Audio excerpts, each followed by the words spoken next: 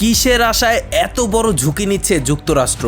কেন মিত্র দেশগুলো থেকে ধীরে ধীরে দূরে সরে যাচ্ছে ওয়াশিংটন? সবশেষ সৌদি আরবের মতো পুরনো বন্ধুও দাঁড়িয়ে গেছে যুক্তরাষ্ট্রের বিরুদ্ধে। তবে কি মুসলিম বিশ্ব এক হচ্ছে মার্কিন প্রেসিডেন্ট ডোনাল্ড ট্রাম্পের বিরুদ্ধে?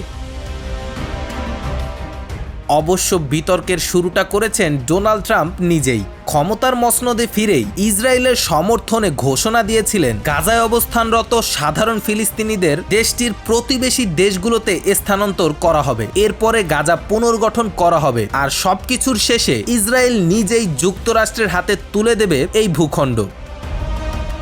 এ যেন মামাবাড়ির আবদার, কারণ পরিকল্পনা ছিল যুক্তরাষ্ট্রের মধ্যস্থতায় বৈরিতা শেষ হবে সৌদি আরব ও ইসরায়েলের। আর সেখানে এখন তেলে বেগুনে জ্বলছেন সৌদি যুবরাজ মোহাম্মদ বিন সালমান এবং ইসরায়েলি প্রধানমন্ত্রী বেনিয়ামিন নেতানিয়াহু।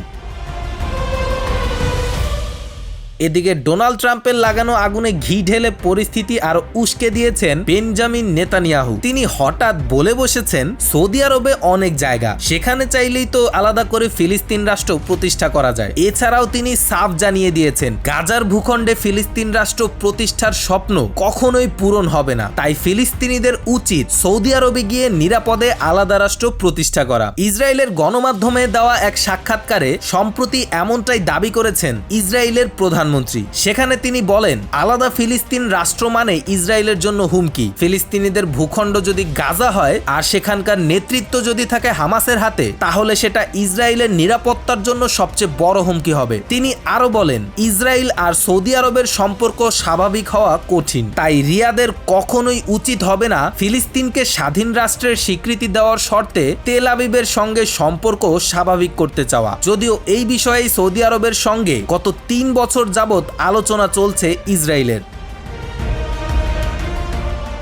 এদিকে বেনিয়ামিন নেতানিয়াহুর এমন প্রস্তাবে শুধু সৌদি আরবই নয়, ক্ষোভ প্রকাশ করেছে মিশর ও ফিলিস্তিনও। তাদের দাবি, সৌদি আরবের সার্বভৌমত্ব নষ্ট করার মতো প্রস্তাব দিয়েছেন নেতানিয়াহু, যা আন্তর্জাতিক আইন পরিপন্থী। আর তাই মিশর মুসলিম বিশ্বের দেশগুলোকে এক হয়ে নেতানিয়াহু আর ট্রাম্পের বিরুদ্ধে আওয়াজ তোলার আহ্বান জানাচ্ছে।